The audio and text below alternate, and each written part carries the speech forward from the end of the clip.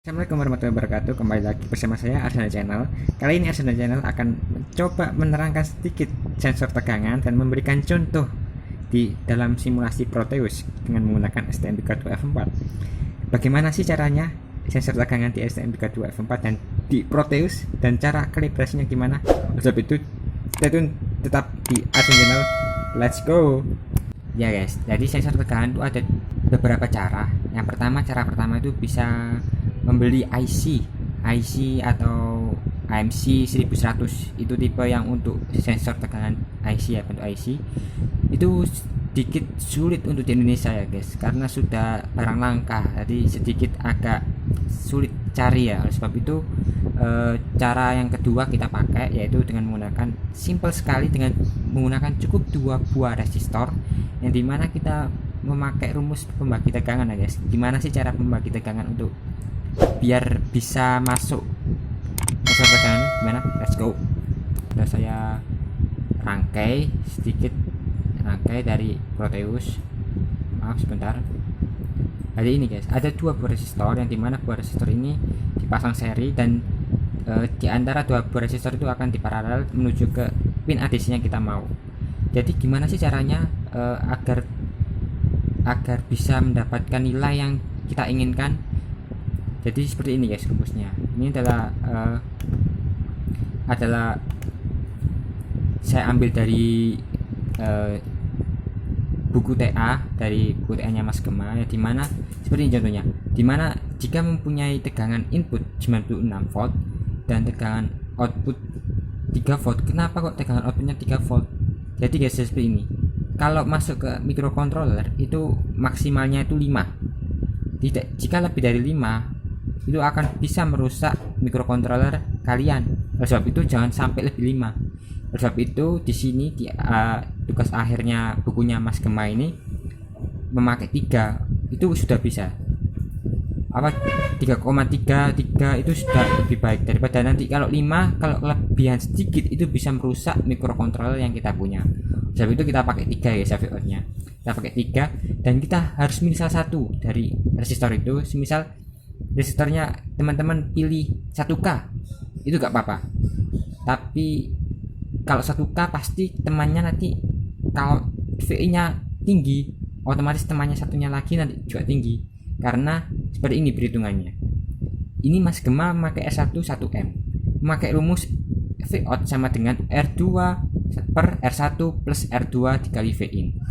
Juga bisa kebalikannya, sama aja seperti Vout sama dengan R1 per R1 plus R2 kali Vin. Itu juga bisa. Sama aja, jika dibalik sama aja. Jika Mas Gema ini memakai R2 per R1 plus R2, maka mendapatkan rumus seperti ini.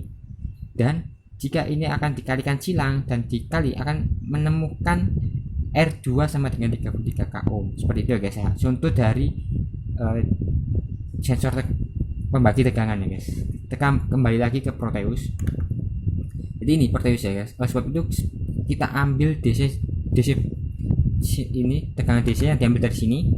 Klik gambar sinus ini, terus kita klik yang DC ini, akan muncul seperti ini. Dan kita klik 2 kali di sini, kita atur tegangannya dari sini. Ini kita atur 96 volt seperti tadi, Vin sama dengan 96 volt. Terus kita lihat resistor, kita pasang resistor, kita ambil, sebelumnya kita ambil dari sini, kita ambil P, terus kita ketik res, akan keluar dari, dan resistor kita ambil, kita oke, akan keluar seperti ini, dan kita pasang secara seri dan sini, terus kita kasih nilai R1 1M dan R2 33K. Ini jika terbalik sama aja ya guys, karena pembagi tegangan sama aja. Kita tarik di pembagi tegangan sini, kita masukkan ke pin ADC yang kita mau. Karena di sini saya memakai pin ADC 1 dan di pin A1, oleh sebab itu kita tarik dan kita hubungkan ke tipe A1. Dan jika kita running akan seperti ini guys. Kita sebelum running pasang dulu dengan DC voltmeter. Oleh sebab itu untuk jaga-jaga berapa sih yang keluar dari tegangan yang akan masuk ke pin ADC itu. Seperti ini guys ya, 0,7 berarti kita aman. Seperti itu ya guys ya. Kita ubah-ubah tegangan DC nya, kita ubah-ubah, pokoknya itu tidak boleh melebihi dari 5 seperti itu. Terus kita langsung masuk ke cube nya, STM cube gimana sih untuk pin ADC. Oke, let's go. Contoh STM cube nya, jadi STM cube nya itu sama persis seperti Ciluk Bayang 10 yang membahas DMA. Saya persis sama itu dengan akan, tapi kelnya nanti programnya saya tambah sendiri.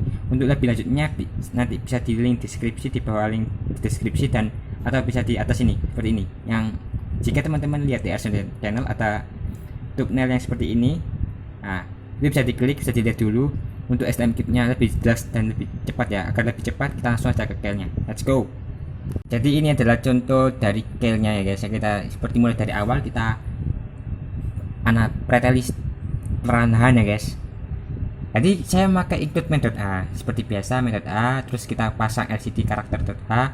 Kalau teman-teman masih bingung cara memasang LCD karakter .h, bisa dilihat di LCD karakter .h di Ciluk Bayang membahas LCD seperti di atas ini, atau bisa dilihat di link deskripsi yang ada tulisannya link LCD Ciluk Bayang keberapa sekian.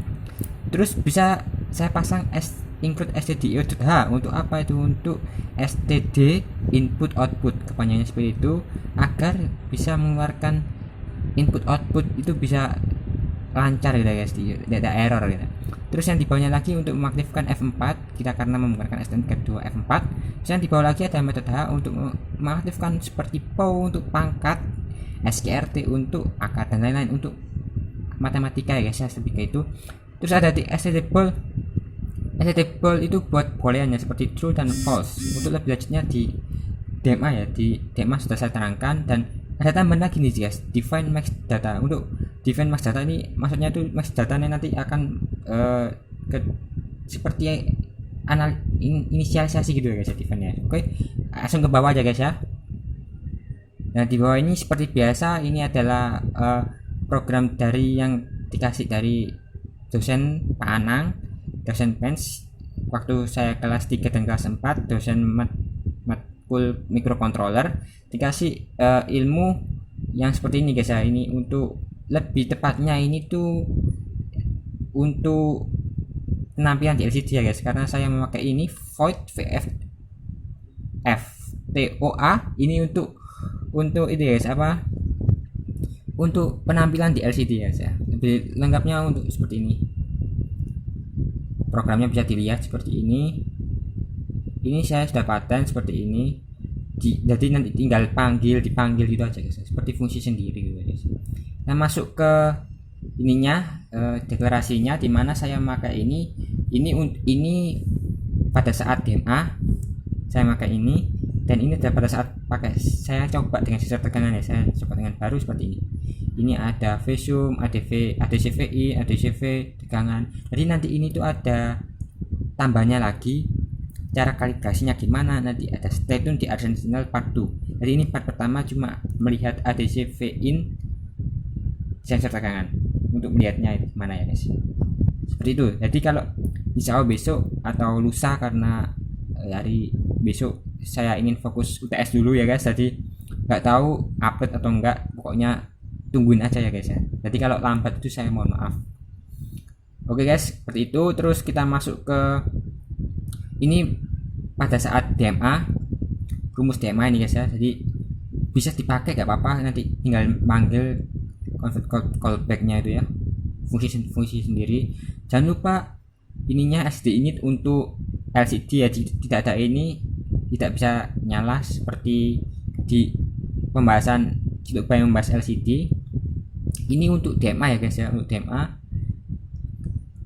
karena saya ADC nya itu dari DMA, jadi ya pakai ini ya, harus pakai ini ya guys ya, karena ini kan apa jenis itu settingannya cube nya kan yang pakai DMA, jadi harus pakai ini.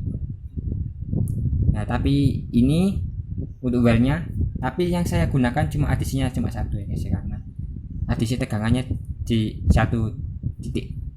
Nah seperti ini ya guys ya, untuk rumus program sensor tegangannya saya pakai misalnya V-zoom sama dengan V-zoom dikurangi ADCV in yang kita ambil K itu yang dimana dari kita ambil ADC K-nya karena 1, ini kan K-nya kan sampai 100 kan pengambilan ininya sampelnya, tapi kita apa enggak 1, terus ini ADC VIN nya itu kita ambil dari ADC 1, terus dimana V sum nya itu nanti V sum ditambah ADC VIN ditambah terus ADC V nya itu di V sum dibagi max data guys.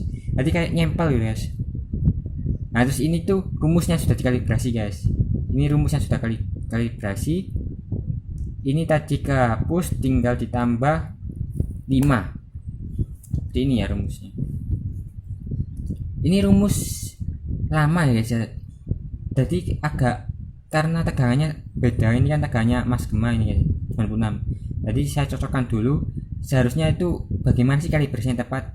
Terus di bawahnya TK++ nanti K-nya akan bertambah sampai 100 karena di file-nya sampai 100.